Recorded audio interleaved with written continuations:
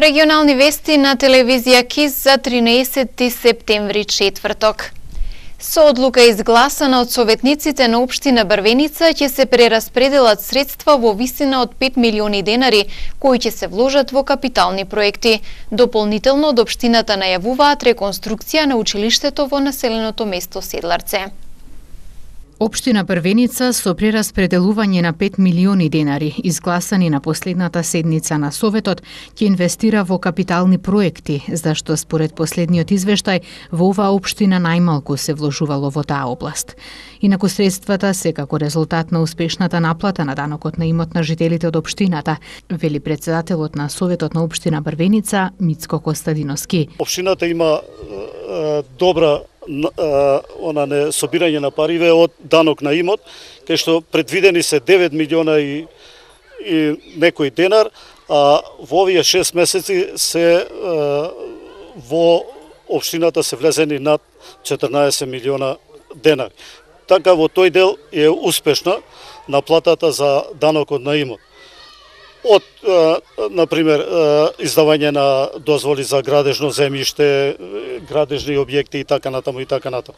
Значи, тие 5 милиона можат да се пренаменат во други цели, кај што, според извештајот, општина Брвеница најмалку има инвестирано во капиталните инвестиции и тука се,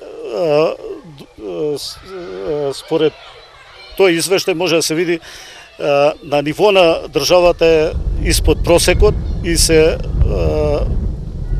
е во 2,5% инвестиции во капиталните проекти.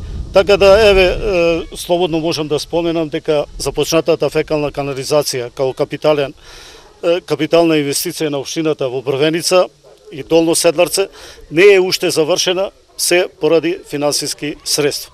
Така да можат овие финансиски средства да се пренаменат и упатат во изградба на фекалната канализација. Подрачното основно училиште Коста Рацин пак во населеното место Седларце постепено ќе почне да се реновира. Сега по интервенција и на родители и во разговор со општината се дозволија одредени средства да се реновираат, делумно да се реновираат 2 училници, па после тие 2 училници да се насоби на другите. И тие ќе бидат делумно, што самото основно училиште Долно Седларце му бара целосна реконструкција на внатрешниот дел од училиштето, како подна, таванска, од зидоите, за да се створат добри услови. Бидејќи оној мирис што произлегуваше од подната површина, може учениците да добијат разни епидемии, болести, како тифус, туберкулоза и така натаму. Училиштето е старо 50 на години, а во него учат 33 ученика. Бизнисите во Македонија не се општествено одговорни. Ретко која компанија во своето функционирање има вклучено социјалната димензија. За да се мотивираат лицата да отвораат социјални предпријатија, започнаа да се организираат обуки. Една таква се одржа и во Тетово. Љубомир Стојчевски е еден од ретките собственици на фирми кои во себе ја имаат вклучено социјалната компонента. Тој поседува ресторан во Скопје кој работи веќе 3 години, а 30% од профитот преку храна и пијалаци го разделува на бездомните лица. Вели дека неговиот бизнис, според општествената одговорна компонента која има, се промовира од година в година расте. Клиентите се мотивирани да го посетуваат ресторанот, тие уживаат во храната, а се чувствуваат и хумани, затоа што преку нивната потрошувачка се обезбедуваат донациите за бездомниците. Почнавме пред околу 3 години. Целата идеја потекна од тоа дека во Скопје имаме голем број на бездомни лица кои немаат доволно храна. Во соработка со организацијата, односно со неформалната организација Ретвитни оброк, секоја недела донираме храна и овоше за бездомните лица во Скопје, при што нашиот бизнес модел е таков да третина од профитот оди во овие донации и секој наш клиент практично е дел од донациите. Значи луѓето кои купуваат кај нас храна, автоматски дел од тие пари одат за овие лица да исто така да имаат достоинствен оброк. Тоа е одлично прифатено во Скопје. луѓето кои доаѓаат кај нас се чувствуваат дека се дел од едно семејство кое помага за нашето општество да биде подобро за сите. Во Македонија се организираат обуки со цел да се мотивираат претежно младите да отвораат социјални предпријатија. Обуките се организираат од Агенцијата за поддршка на претприемништвото во Република Македонија и Институтот за економски стратегии и меѓународни односи. Предавачи на обуките кои започнаа во Тетово се лица кои веќе имаат вакви бизниси. Значи нашите програми веќе се активни 3 години, 4 години, некаде од 2015 година и можеме баш да забележиме веќе организации, луѓе кои што и така се интересираат за социјалното претприемништво, бидејќи во Македонија можам да кажам дека е релативно нов концепт. Фрешис како еден од најуспешните примери баш почна со една од нашите младински програми. Во тоа време газната беше млад човек кој што по 30 години се активираше преку различни други општествени иницијативи, дојде кај нас и буквално една од компаниите кој што ни е светол пример за тоа како треба да функционираат социјалните предпријатија кај нас. Има интерес, значи ние постојано организираме работилници со едукативните установи како што се универзитетите, различни други едукативни качиња и младите навистина можам да кажам дека се супер креативни, иновативни кога доаѓа збор за создавање на нови идеи. Она што им фали, мислам дека е чекорот да преземат конкретна акција и токму затоа и се радувам и ги поздравам ваквите обуки како што оваа обука на Институт Охрид и Агенцијата за поддршка на претприемништво, каде што буквално на младите можеме да им кажеме да луѓе вие сте креативни, меѓутоа еве ние сме тука за да ви помогнеме да навистина основате социјални предпријатија. Од Институтот за економски стратегии и меѓународни односи велат дека може дури и мали и микропредпријатија да вметнат социјална компонента во својот бизнис и да бидат успешни. И каде што се поголем број на клиенти бараат од своите од компаниите или од добавувачите на услуги да имаат такви имплементирани општествено одговорни практики или барем да имаат некаква социјална компонента што ќе знаат дека едноставно парите што ги вложиле отишле на добро место. Социјалните предпријатија во земјите од Европската Унија учествуваат со 10% од вкупно бруто домашниот производ во земјата. Собственик на угостителски објект физички се пресметал со гостинот кој се гоштевал заедно со пријателите без да плати. Двајца пешаци на возраст од 15 и 18 години се удрени од возило на кружен тек во Тетово, следува полицискиот билтен. Како што соопшти СВР Тетово вчера вечер околу 23 часот и 45 минути пред угостителски објект лоциран во комплексот Базар во Тетово се случила тепачка во која учествувале двајца тетовци на возраст од 20 и 26 години. 20 годишникот претходно со неговите четворица другари престојувале во угостителски објект на улицата Димо Гавровски кара Тетово и без да ја платат сметката еден по еден излегле од објектот. Пони веднаш се упатил сопственикот на објектот и кога го стигнал започнале меѓусебна физичка пресметка во која двајцата здобиле видливи повреди. На кружниот тек на улицата Видос Милевски Бато и браќа Миладинови во Тетово вчера околу 19 часот и 30 минути патничко возило Ауди А4 со тетовски регистарски таблици, управувано од 30 годишен тетовец, удрило во двајца пешаци од Тетово на возраст од 15 и 18 години, соопшти СВР Тетово. Повредените пешаци пренесени се и по укажаната помош задржани се за лекување во Тетовската клиничка болница. На автопатот Тетово Скопје во близина на Клучката Југ вчера вечер околу 23 часот и 40 минути запрено е патничко возило Даево Ланос со тетовски регистарски таблици што го управувал 46 годишен тетовец, а во кое се наоѓале сопатниците 18 годишно момче и 45 годишен жител на Мала Речица, соопшти СВР Тетово. При преглед на 45 годишникот во джеп од панталоните пронајдено му е чесе со марихуана, кое е фотодокументирано и одземено за вештачење, додека тројцата се приведени и задржани за расчистување на случајот. Вчера вечер околу 22 часот и 15 минути на улицата Беличица во Гостивар приведен е 37 годишен албански државјанин кој непријавено престојувал на подрачјето. МВР информираше дека вчера во 17 часот и 5 минути на граничен премин Блато поради сомнение за сторено кривично дело фалсификување од слобода е лишен 44 годишен жител на Сенокос. СВР Тетово со апел до земјоделците да не палат огнови по нивите каде го собрале родот. Исто така апелираат и до граѓаните кои се движат низ шумите да внимаваат да не предизвикаат пожар. Од пред известно време во Полошкиот регион на поедини места може да се забележат запалени и неизгаснати огнови, чии пламени јазици и чад брзо се шират наоколу. Најчести места каде се палат вакви огнови се нивите на кои веќе е собран родот и на кои забрзано се чистат отпадоците, меѓи и стрништа, што е вообичаена земјоделска практика во овој период од годината. Имајќи во предвид дека огновите неретко брзо пламнуваат и се шират и дека овие денови предходеше и според најавите на синоптичарите ќе следи суво и релативно топло време. Секторот за внатрешни работи Тетово апелира пред се до земјоделците да не палат огнови и потоа да заминат од местото, но и да не фрлаат од пушоци или неизгаснати догорчиња додека работат на нивните ниви. Истото се однесува и на граѓаните кои поради најразлични потреби се движат низ шумите и ним им се советува да бидат докрај внимателни, зашто доволно е само искра да се претвори во голема огнена стихија, која потоа тешко се локализира и која може да има, односно да резултира со сериозни последици по животот и имотот на голем број граѓани. Секторот за внатрешни работи Тетово подсетува дека намерното предизвикување пожар представува кривично дело, за кое зависно од околностите и последиците предвидена е и повеќегодишна затворска казна. Референдум 2018.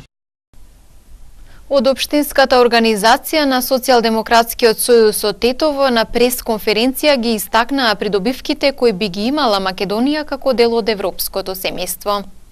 Македонија доби конечна шанса да се приклучи кон европското семејство. Позитивниот одговор на референдумот ги отвара портите на Европската унија каде долги години претендираме да зачекориме. Прашањето дали е корисно и неопходно да бидеме дел од европското семејство е прашање за чиј одговор се согласува целата наша нација. Корисно е. Оваа наша држава има нужна потреба да се приклони кон ова семејство, зашто има потенцијал како дел од таа целина да овозможи поквалитетен живот за сите граѓани. Замислете консумација на туризмот, кој го нудат овие наши убави предели, по европски стандарди. Замислете плодовите на нашата почва да како конкурираат на европскиот пазар. Замислете ја текстилната индустрија и нашите вредни работници како учесници на европскиот пазар од 500 милиони граѓани. Замислете ја Македонија како земја чија сигурност и иднина е гарантирана од најголемите безбедносни сили. Замислете европска јавна администрација која работи професионално само и исклучиво во корист на граѓаните. Закони кои гарантираат независно судство, слободни независни медиуми, образование по европски терк, здравство поддржано и обучено со стандардите на најразвиените европски држави. Вака уредена држава од сите аспекти, преку влезот во Европската унија и НАТО е нашата најдобра шанса и можност за живот и иднина во Македонија. Друга опција немаме. Подобри преговарачки позиции сме немале. Нема дилеми, патот е еден, одлуката е една. Одлуката не е за тоа кој ќе владее во оваа земја, одлуката е за тоа на кој пат кон иднината ќе го избереме како држава. И покрај сите внатрешни дилеми, знам дека ќе преовлада разумот и ќе ја искористиме оваа можност, зашто припаѓаме и ќе бидеме дел од големото европско семејство. На 30 септември заедно ќе одлучиме дека така ќе биде. Демократската партија на албанците бара поддршка за референдумот од високи владини представници од Косово и Албанија. Успешниот референдум е основниот услов за влез на Македонија во НАТО и Европската унија, која е единствената алтернатива на албанците за нормален живот, посочија од партијата на денешната пресконференција. Под мотото "Еден чекор напред за НАТО и ЕУ", Демократската партија на албанците ја продолжува информативната кампања и средби со граѓаните со цел да се зголеми поддршката за референдумот кој ќе се одржи на 30 септември. Во директни контакти, ДПА им објаснува на граѓаните кои се придобивките од членството во евроатлантските структури и што албанците всушност добиваат од овој процес. ДПА ќе продолжи интензивно, не само средби со граѓаните, туку и средби со албанските политички представници во Косово и Албанија, како и со меѓународни представници, да бара поддршка за референдумот во овој клучен момент. Во склад со оваа определба беше и средбата на председателот на ДПА Менду Thaqi со председателот на Република Косово господинот Хашим Thaqi, вчерашната средба со премиерот на Република Косово господинот Рамуш Харадинај и со министерот за надворешни работи на Албанија, како и важни состаноци закажани за наредните денови. Албанците секогаш биле определени за членство во ЕУ и НАТО, а на 30 септември таа нивна одпределба ќе биде запечатена. Само ова ориентација на албанците е гаранција за нивната иднина, така што сите структури на ДПА, Централниот штаб, 28 штабови на општинските ограноци и штабовите на партиските подограноци во сите населени места каде што живеат албанци ќе продолжат со директни средби со граѓани за да побара посериозна мобилизација за референдумот кој ќе се одржи на 30 септември. Председателот на Алијанса за албанците Зијадин Села од собир кој се одржа вчера вечер во Гостивар повика на масовност и поддршка за референдумот. Алијанса за албанците во рамки на кампањата за референдумот вчера вечер во Гостивар одржа собир со граѓани. Председателот на партијата Зијадин Села повика на масовност и поддршка на референдумот.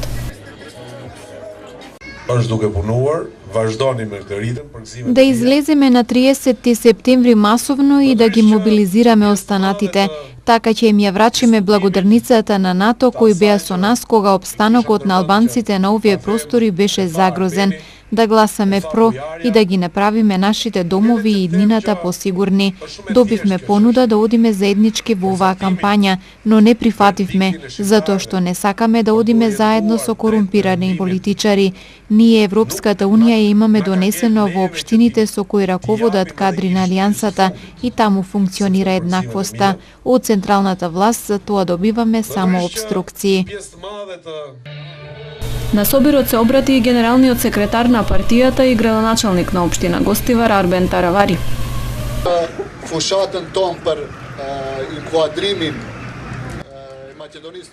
Анкетите покажаа дека 90% од албанците се за НАТО и Европската Унија. Во Гостивар, например, е тешко да се добие глас, бидејќи тука се води војна помеѓу опозицијата и власта, но ние на референдумот нема да гласаме за власта и корумпираните политичари. Ние ќе гласаме за НАТО и Европската Унија, ќе гласаме за иднината на нашите деца. На собирот зборуваше и Бујаре Абази од Централниот партиски штаб за референдумот, која исто така побара поддршка од граѓаните и ги повика да гласаат за. Кампањата за позитивно изјаснување на референдумот се одвива и на интернет. Порака преку социјалните мрежи испраќа председателот на општинската организација на СДСМ од Тетово Бобан Видоевски. Храбрите луѓе, визионери, политичари секогаш стоеле цврсто на одлуката. 44-та, 91-та, 2005-та. Водејќи сметка за државата и народот. Обезбедивме самостојност, мир и стабилност. Обезбедивме држава. Почитувани, сега е време за нова правилна историска одлука. Одлука за поколенијата, одлука за перспектива, одлука за европски современи вредности. На 30 септември одлучуваме за 50 години напред или 50 години назад. Одлучуваме дали ќе бидеме дел од големото европско семејство или ќе стоиме во место уште 3 децении. Одлука дали ќе фатиме чекор со светот или ќе бидеме дел од темен транзицијски 27 годишен период. Одлука дали ќе избереме поразителен национализам, фашизам или вистински европски демократски вредности. Драги сограѓани, пријатели, другари, на 30 септември гласаме за договор за иднината. Договор кој обезбедува сигурен пат во Европската Унија и НАТО. Договор кој го гарантира правото на македонците да се определуваат како македонци. Договор кој го осигурува македонскиот јазик и идентитет. Договор кој ја гарантира нашата сувереност и територијалниот интегритет. 30 септември е за поквалитетно европско здравство, напредно и европско образование, инвестиции, европска економија, европски стандард, европски работни места. 30 септември е денот за европски развој на Република Македонија. Време е за Европска Македонија.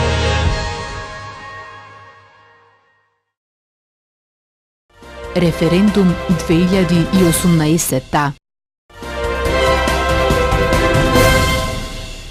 Како прв македонски премиер кој се обратил на македонски јазик, премиерот Зоран Заев на пленарната седница на Европарламентот се заблагодари за поддршката пред референдумот и за помошта во реформите потребни за влез во европското семејство, кое, како што рече, ќе биде гарант на македонската иднина. Ќе зборувам на македонски јазик, на мојот мајчин јазик, затоа што тука се чувствувам како дома, рече премиерот Зоран Заев на почетокот на своето обраќање пред европратениците на пленарната седница на Европскиот парламент во Страсбур. Знаеме, ни предстои уште долг пат, но вашето топло добродеје и поттик ни дава силна мотивација и сила да продолжиме со нашата реформска агенда. Европската идеја е водечка сила и инспирација да ги решаваме горливите отворени прашања во регионот. Република Македонија е еклатантен пример. Силната верба во нашата европска иднина беше клучниот мотив за постигнување на историските договори со Грција и со Бугарија. Горди сме на двата договори. Им благодарам на моите пријатели Војко Борисов и Алексис Ципрас. Ние сме успешна европска приказна, како автентичен модел на функционална мултиетничка држава. Еден вид Европа во мало.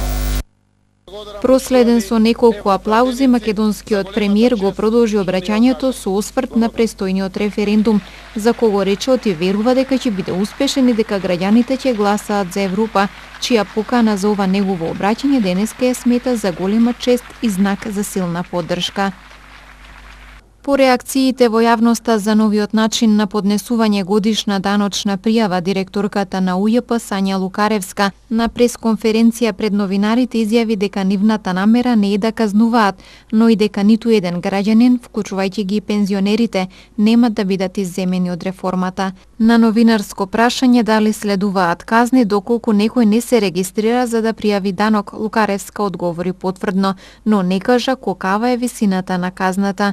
Да зборуваме за убави работи, не за казни, рече таа.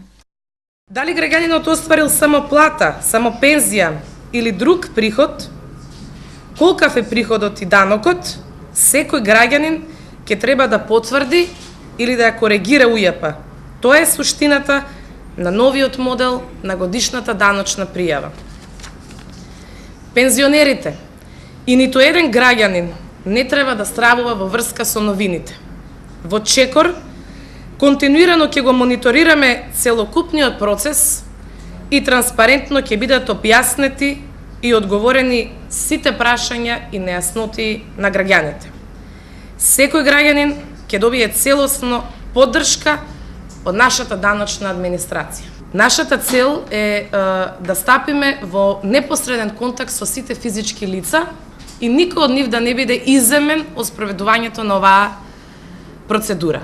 Затоа почнавме и вчера со брифингот, медиумски да ги промовираме новините кои што треба да се спроведуваат и моментот на регистрирањето кое што треба да го направат даночните обврзници и физички лица. Ќе почнеме и со соодветна кампања. Ќе имаме исто така на располагање и мобилните даночни шалтери кои што ги стигнат до секое најоддалечено место во нашата држава. Плюс на сето тоа, тука се и нашите даночни службеници, вработените во управата за јавни приходи, кои што ќе бидат отворени за секаква соработка, секакви прашања и одговори. Имаме и телефонски линии, 2, кои што подоцна ќе ви ги кажам и на вас за да може да ги пренесете во вашите прилози.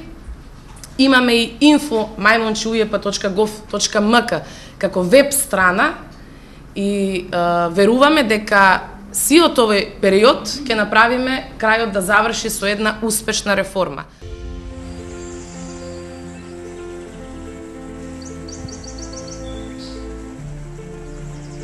Денес имавме сончево време со умерена облачност. Дуваше слаб до умерен североисточен ветер. Утринската температура се движеше од 8 до 17 степени, а дневната од 22 до 29 степени. УВ индексот изнесуваше 6.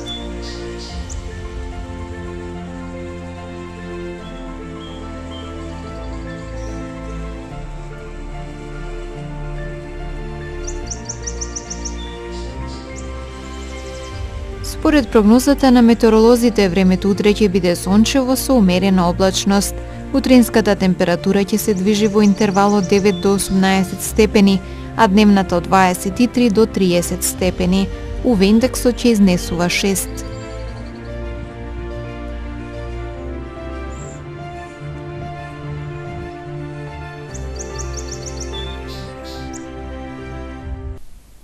Временската прогноза беше последната содржина од денешните регионални вести. Пријатно!